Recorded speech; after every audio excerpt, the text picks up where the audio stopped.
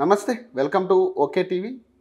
ప్రధానంగా ఈ నిరుద్యోగ సమస్యకు సంబంధించి తెలంగాణ కొట్లాడుతున్న అంశం మనకు తెలిసిందే. నిరుద్యోగులందరూ కూడా కలిసికట్టుగా దీని మీద ఫైట్ చేయడం జరిగింది. అలాగే డిఎస్సి అభ్యర్థులు కావచ్చు, లేదా గ్రూప్ 1, గ్రూప్ 2, గ్రూప్ 3కి సంబంధించి కూడా వాళ్ళకి సంబంధించిన డిమాండ్స్కి ప్రభుత్వానికి తెలియజేసే విధంగా వాళ్ళు అన్ని ధర్నాలు కావచ్చు, రకరకాల అంశాల్లో వాళ్ళు ఫైట్ చేయడం జరిగింది. సో గ్రూప్ 1 పరీక్షలు నిర్వర్తించడం జరిగింది. దాని తర్వాత ఫలితాలు కూడా రిలీజ్ చేయడం జరిగింది.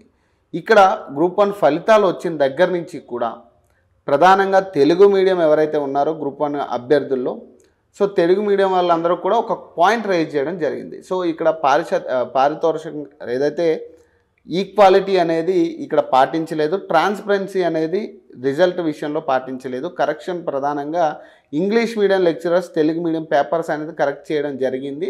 తెలుగు మీడియానికి ప్రాధాన్యత ఇవ్వకపోవడం ఇక్కడ ప్రధాన కారణం అని చెప్పేసి గతంలో గ్రూప్ 1 రిజల్ట్ వచ్చిన తర్వాత చాలామంది గ్రూప్ 1 ఆస్పిరెంట్స్ చెప్పిన మాట. ఈ రిజల్ట్స్ కూడా కొంతమందికి అనుకూలంగా ఉన్న ఈ రిజల్ట్ అనేది కూడా వాళ్ళు అప్పుడు కూడా మాట్లాడడం జరిగింది. సో వాళ్ళకి ఎవరైతే సొంత వాళ్ళు ఉన్నారో వాళ్ళకి ఇచ్చే ప్రయత్నం చేశారో, అలాగే ప్రధానంగా ఇంగ్లీష్ మీడియంలో ఎవరైతే ఉన్నారో వాళ్ళకి ఎక్కువ శాతం ఈ ఉద్యోగాలు వెళ్తున్నాయి అనే దాని మీద ప్రతి తెలుగు మీడియం అభ్యర్థి మాట్లాడడం జరిగింది రిజల్ట్ తర్వాత. సో ఇది చూసుకుంటే కోర్టులోకి వెళ్ళిన తర్వాత దాదాపు 1 ఇయర్ ఈ వాదనలన్నీ విన్న తర్వాత ఒక 4 రోజుల క్రితం దీనికి సంబంధించి ఒక రిజల్ట్ బయటకు వచ్చింది, ఒక తీర్పు బయటకు రావడం జరిగింది. అది ఏంటంటే టీజీపీఎస్సీ ఖచ్చితంగా ఇందులో ట్రాన్స్పరెన్సీ మీరు వహించలేదు కాబట్టి ఖచ్చితంగా నిరుద్యోగులకి ఇక్కడ అన్యాయం జరిగింది. ప్రధానంగా తెలుగు మీడియం ఎవరైతే క్వశ్చన్ చేస్తూ ఉన్నారో వాళ్ళకి అన్యాయం జరిగింది. సో మీరు రీమెయిన్స్ అయినా పెట్టండి, లేదంటే రీవెరిఫికేషన్ అయినా, ఈ 2 విషయాలకి ఒక ఛాన్స్ అయితే ఇవ్వడం జరిగింది టీజీపీఎస్సీకి. ఇది 8 నెలల్లో పెట్టాలనేది కోర్టు తీర్పు. సో ఇప్పుడు టీజీపీఎస్సీ మళ్ళీ కోర్టుకు వెళ్ళి డివిజన్ బెంచ్లో దీని మీద కొట్లాడడానికి సిద్ధంగా ఉంది. మరి ఏం జరుగుతూ ఉంది ఈ అంశం అనేది ఒక్కసారి మాట్లాడే ప్రయత్నం చేద్దాం. నాతో పాటు డిఎస్సి అభ్యర్థి groups right, so groups and DSC అభ్యర్థి లక్ష్మణ్ రావు గారు ఉన్నారు, మాట్లాడదాం. నమస్తే. నమస్తే. ప్రధానంగా అంటే మీ గ్రూప్స్కి సంబంధించి నిజంగా ఎగ్జామ్స్ రాసే టైంలో మీకు అనిపించిందా ఇదేదో కొంత తేడాగా అనిపిస్తూ ఉందని ఎగ్జామ్స్ రాసే టైంలో అనిపించిందా మీకు? కానీ ఆ టైంలో అయితే మాకు ఏమనిపించలేదు. కానీ ఇక్కడ మెయిన్ విషయం ఏంటంటే గ్రూప్ 2, గ్రూప్ 3 ఎంతో పారదర్శకంగా నిర్వహించిన టీజీపీఎస్సీ గ్రూప్ 1 నిర్వహణలో విఫలం చెందిందని మొన్న హైకోర్టు జడ్జిమెంట్ 222 పేజీల జడ్జిమెంటు పరిశీలిస్తే స్పష్టంగా గ్రూప్ 1 నిర్వహణలో విఫలం చెందిందనే మనం భావించవచ్చు. ఇక్కడ మెయిన్ ప్రధానంగా చూసుకుంటే ప్రొసీజరల్ ల్యాబ్స్ అంటే ఎగ్జామ్ నిర్వహణలో, మెయిన్స్ ఎగ్జామ్ నిర్వహణలో వాళ్ళు ట్రాన్స్పరెన్సీ అనేది లేదు అక్కడ. తర్వాత ఈ ఎగ్జామ్ నిర్వహణలో విఫలం చెందిందనే మనం ఆ రిపోర్ట్ మొత్తం పరిశీలిస్తే మనకి అర్థమవుతూ ఉంది. కాబట్టి టీజీపీఎస్సీ సింగిల్ బెంచ్ ఇచ్చినటువంటి జడ్జిమెంట్ని శిరసావహిస్తూ దానికి అనుకూలంగా వాళ్ళు గ్రూప్ 1 అభ్యర్థులు ఎవరైతే మెయిన్స్కి అర్హత సాధించి ఎగ్జామ్ రాశారో 21,075 మంది వాళ్ళతో చర్చలు జరిపితే బాగుంటుంది. ముందు టీజీపీఎస్సీ వాళ్ళ యొక్క పారదర్శకత వాళ్ళ యొక్క జవాబుదారీతనం ఏంటనేది ఇక్కడ నిరూపించుకోవాల్సిన అవసరం ఈరోజు ఏర్పడింది.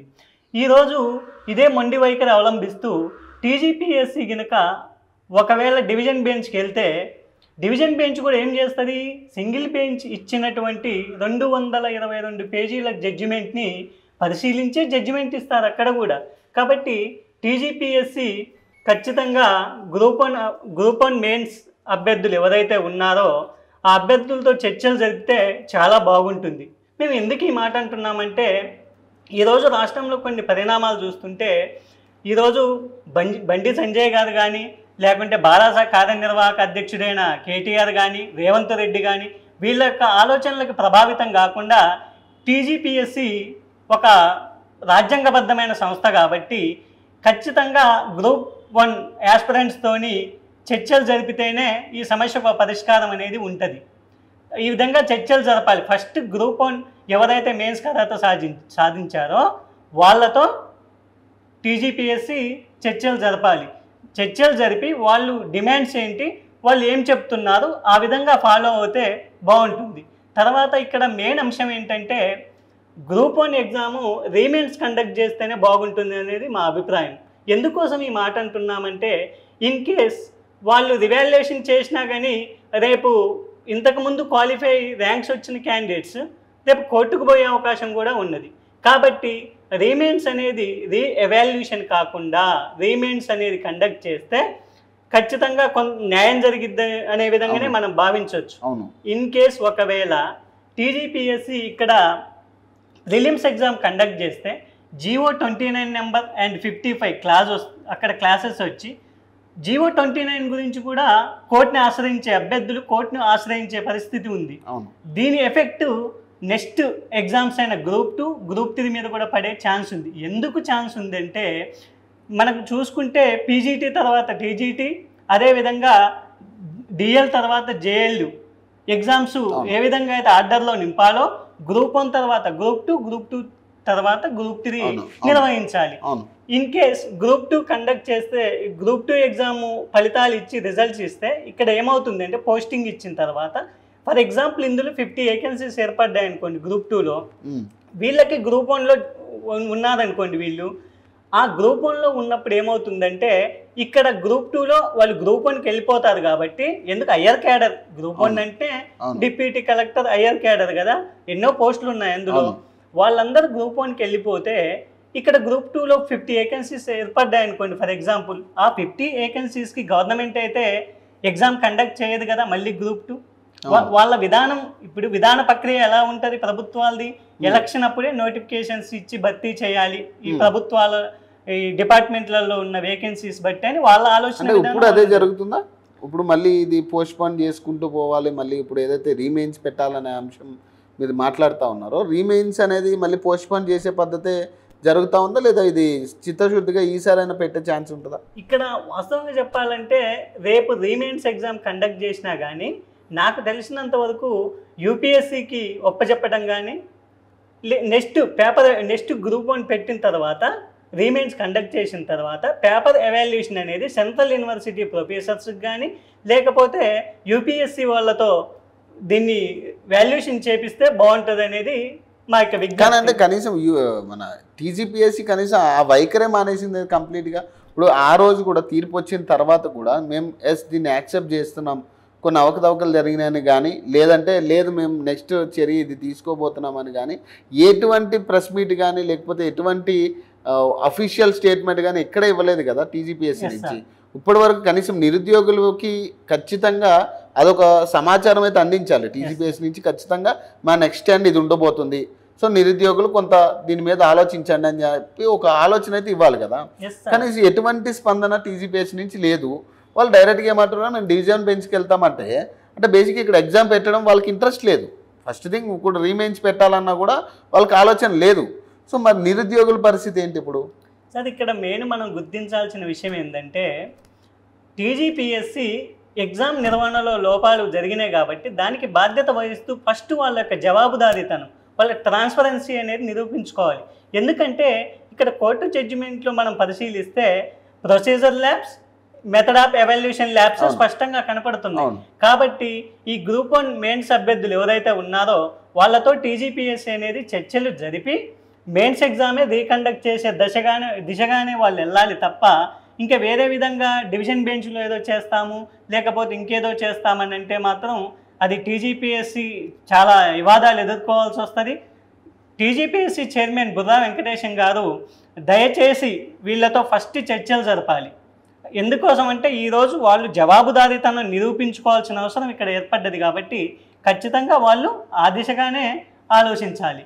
ఇక్కడ మనం ఒక బాండింగ్ చూసుకుంటే ఒక సరళ రేఖ మీద 3 బాండింగ్ అంటే కోర్టు జడ్జిమెంట్, గ్రూప్ 1 యాస్పిరెంట్స్, అదేవిధంగా టీజీపీఎస్సీ వీళ్ళ మధ్య వచ్చిన వివాదం కాబట్టి ఈ లైన్లోనే పరిష్కార దిశ అనేది ఉండాలి తప్ప దీంట్లో ఎవరి యొక్క ఆలోచనలకు ప్రభావితమయ్యి టీజీపీఎస్సీ అలా పాటించడం కరెక్ట్ కాదు. ఇక్కడ టీజీపీఎస్సీ కాన్స్టిట్యూషనల్ బాడీ కాబట్టి అది ఒక స్వతంత్ర వ్యవస్థగానే వ్యవహరించాలి, దానికి బాధ్యతగానే ఈరోజు అలా చేయాలి. ఇన్ కేస్ ఒకవేళ టీజీపీఎస్సీ ఇలా మొండి వైఖరి అవలంబిస్తే ఈ విధంగానే పోతే ఫస్ట్ బుర్రా వెంకటేశం గారిని వారు రాజీనామా అన్న చేయాలి, లేకపోతే గవర్నర్ అన్న ఈ పరిణామాన్ని పరిశీలించి అతన్ని తొలగించాలి. మేము అనుకునేది ఏంటంటే ఎగ్జామ్స్ నిర్వహణ అనేది పారదర్శకంగా జరగాలనే. ఈరోజు గ్రూప్ 2 గ్రూప్ 3 పరిశీలిస్తే పారదర్శకంగానే జరిగింది, కానీ ఈ గ్రూప్ 1లోనే ఇలా జరిగింది. కాబట్టి ఇక్కడ మెయిన్ అంశాన్ని చూసుకుంటే ఒక ఎగ్జామ్ సెంటర్లో కోటి ఉమెన్స్ కాలేజ్లో ఎగ్జామ్ సెంటర్లో లేడీస్కి అక్కడ సెంటర్ కేటాయించారు. అదేవిధంగా మార్క్స్ కూడా హాల్ టికెట్ నెంబర్స్తో పాటు ఒకటే మార్క్స్ వచ్చినట్టుగా అక్కడ కనపడతా ఉంది. మనం కోర్టు రిపోర్ట్ పరిశీలిస్తే వాళ్ళకి అదే లైన్ లో దాదాపు కూర్చున్న వాళ్ళందరికీ వచ్చిందంట కదా, ఒక క్యాబిన్ లో ఉన్న వాళ్ళు కోర్టుకి అక్కడ టీజీపీఎస్సీ సమర్పించిన రిపోర్ట్ ఉంటుంది కదా, దాంట్లో కూడా ఈ అంశాలు కోర్టు అక్కడ ప్రస్తావించింది. ఇక్కడ విషయం ఏంటంటే అందుకే అసలు టీజీపీఎస్సీ ఫస్ట్ ఆ సెంటర్లో 18, 19 నెంబర్ సెంటర్లలో ఎగ్జామ్ రాసినటువంటి అభ్యర్థుల యొక్క వివరాలని ఫస్ట్ మీడియా ముఖంగా వెల్లడించి వాళ్ళ యొక్క పారదర్శకతను నిరూపించుకోవాలి ఈరోజు. లేకపోతే టీజీపీఎస్సీ చాలా ఇబ్బందులకు గురవుతుంది. అంటే మీరేం చెప్పదలుచుకున్నారు? ఇప్పుడు ఆల్రెడీ నిరుద్యోగులు ఇప్పుడు సమస్యతో ఎదుర్కొంటున్నారు. డిఎస్సీలు రాసిన వాళ్ళు చాలామంది ఉద్యోగాలు రాక ఉన్నారు. గ్రూప్స్ 1 రాసి గ్రూప్ 2 గ్రూప్ 3 రాసిన వాళ్ళు కూడా ఉద్యోగాలు లేక తెలుగు మీడియంలో ప్రధానంగా చాలామంది వెయిట్ చేస్తున్న పరిస్థితి. ఇప్పటి వరకు కూడా గవర్నమెంట్ నుంచి కూడా ఎలాంటి స్పందన లేదు వాళ్ళకి, ఉద్యోగ రీత్యా కానీ లేదా నోటిఫికేషన్ ఇస్తామన్న అంశం మీద కానీ ఇంకా క్లారిటీ లేదు. సో ఉన్న ఉద్యోగాల్లో కూడా వచ్చే ఉద్యోగాల్లో కూడా ఇలాంటి పరిస్థితులు ఎదుర్కొంటున్నారు మీరు. మరి ఎందుకు ఇలాంటి పరిస్థితులు వస్తాయంటే గవర్నమెంట్ లోపమా లేదంటే పరీక్షలు నిర్వర్తించే బోర్డు నిర్వాహకం అనుకోవచ్చు? అది ఏమనుకోవాలి? నేను జనరల్గా మనం చూసుకుంటే ఏ గవర్నమెంట్ ఏం చేస్తుందంటే ఇప్పుడు విద్యాశాఖ ఉంది, డిఎస్సి అనేది వాళ్ళ గొప్ప చెప్పేస్తుంది. ఇప్పుడు టీజీపీఎస్సీ ఏంటంటే కాన్స్టిట్యూషనల్ బాడీ కాబట్టి ఆ టీజీపీఎస్సీ ఈ ఎగ్జామ్ నిర్వహణలో వాళ్ళ బాధ్యత అది. కాబట్టి ఇక్కడ మనం పారదర్శకత నిరూపించుకోవాలని ఎందుకు మాట్లాడుతున్నామంటే టీజీపీఎస్సీయే ఇక్కడ గ్రూప్ 1 యాస్పిరెంట్స్కి, అదేవిధంగా టీజీపీఎస్కి ఇక్కడ వివాదం ఏర్పడింది. కాబట్టి టీజీపీఎస్సీ వాళ్ళ యొక్క పారదర్శకత నిరూపించుకొని మెయిన్స్ ఎగ్జామ్ రీమెయిన్స్ కండక్ట్ చేయాలి. రీమెయిన్స్ కండక్ట్ చేస్తేనే ఈ ప్రక్రియ అంతా సవ్యంగా సాగిద్ది. మినిమం కోర్ట్ 8 months టైం ఇచ్చింది కాబట్టి మినిమం ఒక 2 months అంత టైం ఇచ్చేసి ఈ రీమెయిన్స్ని నిర్వహిస్తే దాదాపు గ్రూప్ 2 గ్రూప్ 3 కూడా సవ్యంగా అయిపోతాయి, ఎక్కడ ఏ ఇబ్బంది ఉండదు. అట్లా కాకుండా వీళ్ళు ఇంకా వేరే ఏ విధంగా చేసినా కానీ చాలా ఇబ్బందులు వస్తాయి. ఈ నోటిఫికేషన్ల ప్రక్రియ కూడా ఆగిపోయే ప్రమాదం అనేది ఉన్నది ఇక్కడ. సో మీరు నెక్స్ట్ స్టెప్ ఏంటి మరి? ఇప్పుడు మీరు డిఎస్సి రాసిన వాళ్ళు ఉన్నారు, మీకు ఆల్రెడీ చాలామందికి దీనికి సంబంధించి ఒక క్లారిటీ రావడం జరిగింది. గ్రూప్స్కి సంబంధించి group 1 effect group 2 group 3 result మీద కూడా పడే ఛాన్స్ ఉందా? ఇదే ఏదైతే parallel vice versa? Yes sir, ఉందా సార్. ఎందుకోసం ఉందంటే ఇందాక చెప్పాం కదా, మేము ఈరోజు గ్రూప్ 1 గ్రూప్ 2లో పోస్టులు వచ్చిన వాళ్ళు గ్రూప్ 1కి వెళ్తారు. ఎందుకంటే ఆర్డర్లో నింపాలి, లేకపోతే గవర్నమెంట్ అయితే నోటిఫికేషన్ ఇయ్యదు కదా ఆర్డర్లో. అందుకోసమని ఆ విధంగా చేస్తేనే రీమెయిన్స్ కండక్ట్ చేస్తేనే సవ్యంగా సాగిద్ది, మిగతా నోటిఫికేషన్స్ కూడా ఉంటాయి. ఇప్పుడు మేమున్నాం, మళ్ళీ మేము గ్రూప్ 2 గ్రూప్ 1 మళ్ళీ రాద్దాం అనుకుంటున్నాం. మేమంటే నేనే పెడితే యాస్పిరెంట్స్ రీమెయిన్స్ పెడితే మళ్ళీ రాయాలని ఫిక్స్ అయ్యారు. ఎస్ సార్, ఇప్పుడు గ్రూప్ 2 కానీ గ్రూప్ 2 కానీ గ్రూప్ 3 కానీ అన్నీ మేము మళ్ళీ రాయాలి. మీరు అనుకున్నట్టుగా 8 నెలల్లో నిజంగా రీమెయిన్స్ పెట్టబోయే ఛాన్స్ ఉంటుంది అసలు? ఈ 8 నెలల్లో చేస్తారంటారు ఇదంతా? ఎస్ సార్, మేము అనేది ఏంటంటే ఇప్పుడు టీజీపీఎస్సీ మళ్ళీ పునరాలోచించుకోవాలి దీని మీద. మళ్ళీ మేము డివిజన్ బెంచ్కి వెళ్ళడం ఎందుకు అనేది ఆలోచించుకొని మేము అనేది అదే గ్రూప్ 1 యాస్పిరెంట్స్తో చర్చలు జరిపితే మెయిన్స్కి ఎవరైతే ఎంపికయ్యారో వాళ్ళతో చర్చలు జరిపితే దాదాపు వివాదానికి నాకు తెలిసి మీతో ఎటువంటి చర్చలు అయితే జరపట్లేదు కదా ఇప్పటిదాకా. నాకు తెలిసి మొదటి నుంచి అదే పరిస్థితి కదా. ఎందుకంటే మీతో చర్చలు జరుపుకుంటే రిజల్ట్ వచ్చిన రోజే మీరు ఒక క్లారిటీ ఇచ్చేవారు టీజీపీఎస్సీ. రిజల్ట్లో కొంత ఇబ్బందులు ఉన్నాయనేది కోర్టు దాకా వెళ్లాల్సిన అవసరం లేకుండా టీజీపీఎస్సీ బోర్డుతోనే మాట్లాడేవారు మీరు. సో ఎప్పుడు చర్చలు నిరుద్యోగులతో జరగట్లేదు, రాజకీయ నాయకులతో చర్చలు జరిగే పరిస్థితి కనపడతా ఉంది. అసలు బేసిక్గా దీనికి గవర్నమెంట్కి సంబంధం లేదు బేసిక్గా. మరి అలాంటిది గవర్నమెంట్ వాళ్ళు రియాక్ట్ అవుతున్నారు కానీ టీజీపీఎస్సీ బోర్డు నుంచి రియాక్షన్ రావట్లేదు. ఇక్కడ టీజీపీఎస్సీ చైర్మన్ గారు మొన్న యూపీఎస్సీ చైర్మన్ గారిని అక్కడ ఢిల్లీలో కలిసి దీన్ని న్యాయ కోవిదుల ద్వారా కూడా చర్చించి ఎలా ముందుకెళ్తే బాగుంటుంది అనేది వాళ్ళ అభిప్రాయాన్ని వ్యక్తం చేసిండ్రు. అయితే మెయిన్ ఏంటంటే డివిజన్ బెంచ్కి వెళ్ళాలని వాళ్ళ యొక్క అభిప్రాయం అక్కడ అట్లా ఉన్నది కాబట్టి మేమేమంటున్నామంటే ఆ ఆలోచన విరమించుకొని ఈ విధంగా ముందుకెళ్ళండి, చర్చలు జరపడం గ్రూప్ 1 యాస్పిరెంట్స్. ఎందుకు మేము ఈ మాట అంటున్నామంటే ఒకటే బాండింగ్ అని చెప్పాం కదా, court judgement, group 1 aspirants and TGPSC. ఇక్కడ వాస్తవంగా చెప్పాలంటే ఇది కాన్స్టిట్యూషనల్ బాడీ కాబట్టి ఒక రాజకీయంగా ఎవరు కలగజేసుకుంటారు అనేది అయితే మేము అంటే ఎక్కువ శాతం ఈ ఓసీలకి వెళ్ళింది అనేది ఒక చర్చ ఉంది. కొంతమంది రాజకీయ నాయకులకి సంబంధించిన వాళ్ళకు కూడా ఉద్యోగాలు వచ్చినాయి. గతంలో రిజల్ట్ వచ్చినప్పుడు కూడా అది పెద్ద హాట్ టాపిక్ అయింది. అంటే బేసిక్గా ఇవన్నిటికీ కారణం అనుకోవచ్చే ఈ తెలుగు మీడియానికి అన్యాయం చేయడం అనేది. సార్ వాస్తవంగా చెప్పాలంటే తెలుగు మీడియం అభ్యర్థులకు ఖచ్చితంగా అన్యాయం జరిగింది. నేను తెలుగు మీడియమే.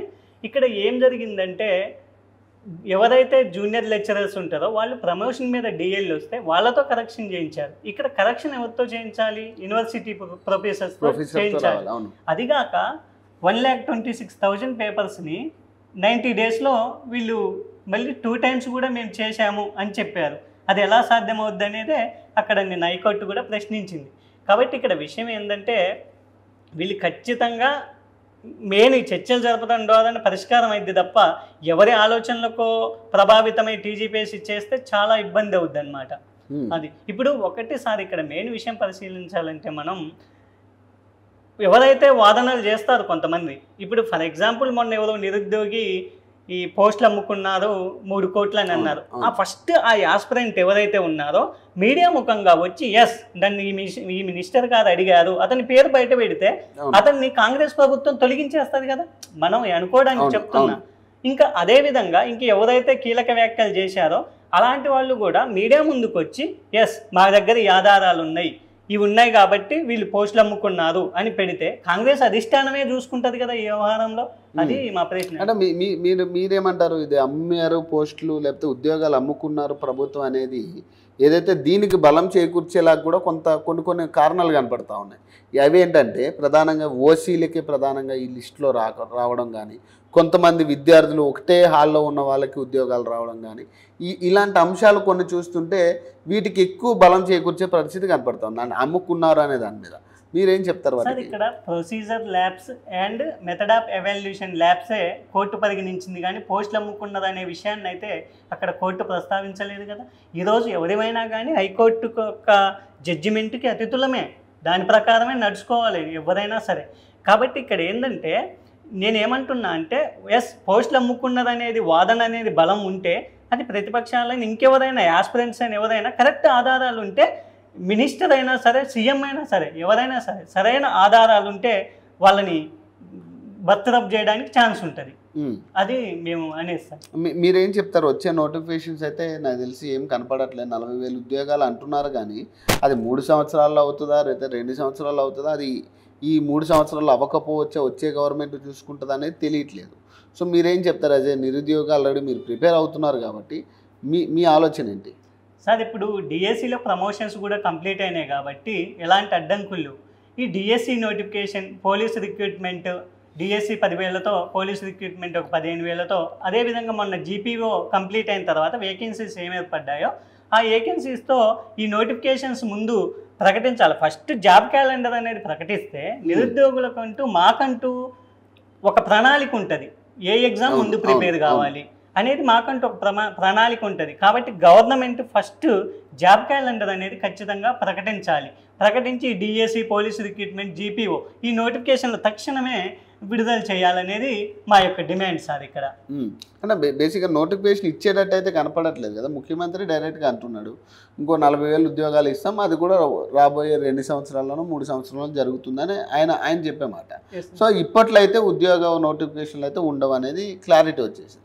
సో ఈ గ్రూప్ 1 రిజల్ట్ తర్వాత కూడా ఇది ఒకవేళ రీమెయిన్స్ పెట్టాలన్నా కూడా పెట్టేటట్టు టీజీపీఎస్సీ కనపడట్లేదు. బేసిక్గా ఎటు చూసినా కూడా నిరుద్యోగులు మళ్ళీ ఇబ్బందులు పడే పరిస్థితే కనపడతా ఉంది. సో దీనికి సంబంధించి మీరు ఏం చెప్తారా ఆన్సర్? మేము రీసెంట్గా ఒక 7 days బ్యాక్ కోదండరామ్ సార్ గారిని కూడా కలిసి ఈ నిరుద్యోగ సమస్య మీద అంటే నోటిఫికేషన్ డిఎస్సి కానీ పోలీసు రిక్రూట్మెంట్ ఇవన్నీ వేయాలి, అదేవిధంగా ప్రైవేట్ సెక్టార్లో ఉన్న వాళ్ళకి అన్ఎంప్లాయ్స్ ఎవరైతే ఉన్నారో తెలంగాణ స్టేట్లో మీరంటూ ఒక విధానం అనేది రూపొందించి ఎంప్లాయ్మెంట్ కల్పించాలి, కాబట్టి దీన్ని ప్రభుత్వం దృష్టికి తీసుకెళ్ళండి అని కోదండరామ్ సార్ గారిని కలిసి నేను మాట్లాడడం జరిగింది.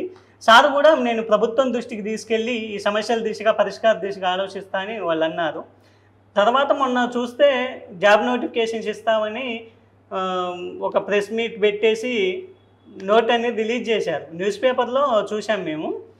కాబట్టి ఇక్కడ పొన్నం ప్రభాకర్ గారు ఇచ్చారనమాట అది అంటే మాకు ఒక నమ్మకం అనేది ఉంది. కాకపోతే ఇక్కడ విషయం ఏంటంటే ప్రభుత్వం ఇట్లా లేట్ చేయడం వల్ల నిరుద్యోగులు చాలా అసహనంతో ఉన్నారు. కాబట్టి ప్రభుత్వం కూడా మొండి వైఖరి వీడి ఈ నోటిఫికేషన్లు జాబ్ క్యాలెండర్ ప్రకటించి తక్షణమే ఈ నోటిఫికేషన్ని రిలీజ్ చేసి మా నిరుద్యోగులకు న్యాయం చేయాలనేది మేము ఆశిస్తున్నాం.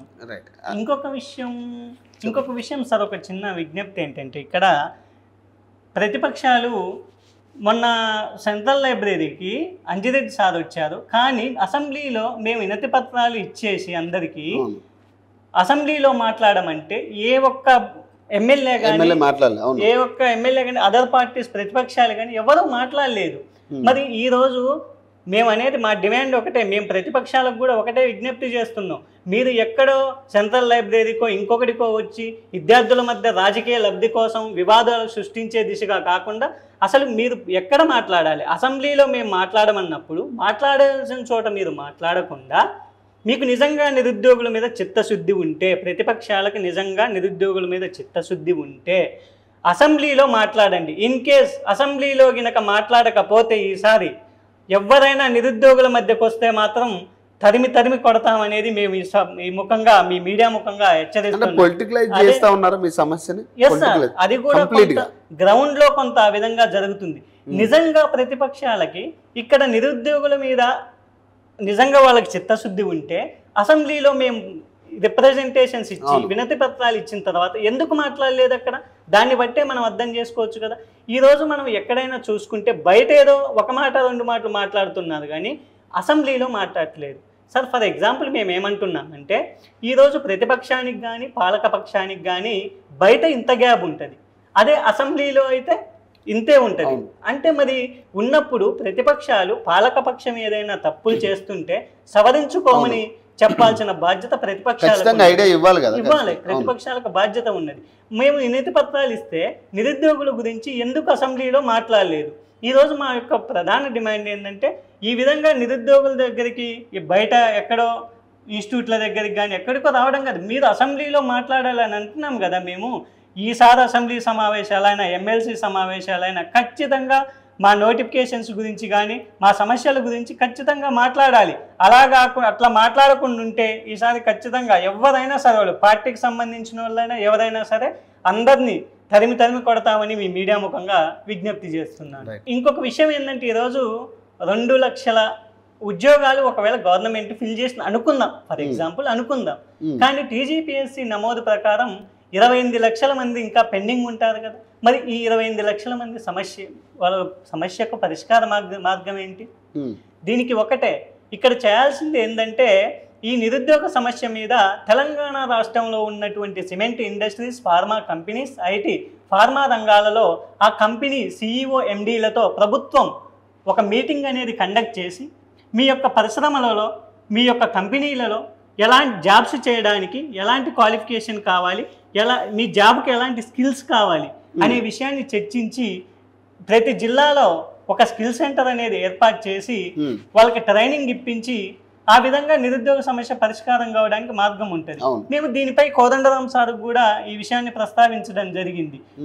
అన్ఎంప్లాయ్మెంట్ కనీసం 70% అయిన రాష్ట్రంలో తగ్గించాలంటే ప్రైవేట్ సెక్టార్లో జాబులు కల్పించడం వల్లనే సాధ్యమైంది. గవర్నమెంట్ సెక్టార్లో ఎన్ని జాబులు ఉంటాయనేది మనం అంచనా వేసుకోవాలి.